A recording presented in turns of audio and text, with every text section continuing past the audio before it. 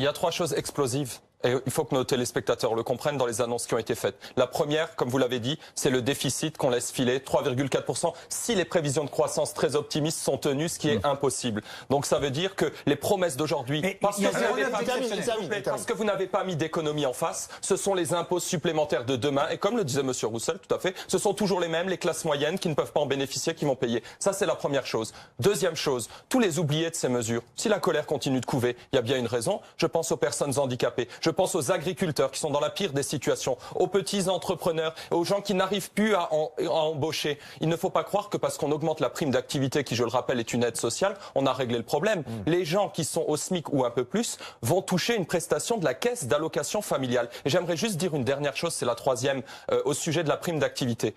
Ce sont majoritairement des femmes qui sont au SMIC. Oui. On va se baser sur le calcul des revenus du foyer pour attribuer la prime d'activité. Ça veut dire que les femmes qui sont dans un foyer qui a des revenus un peu supérieurs avec un compagnon qui gagne un peu plus, elles ne vont pas en bénéficier. Enfin, c'est normal si on comprenne le foyer. Non, parce que ce n'est pas ce que le président de la République avait dit. Ce n'est pas le salaire qui doit payer. Tout en France se fait sur le foyer. On renforce les inégalités salariales entre les hommes et les femmes.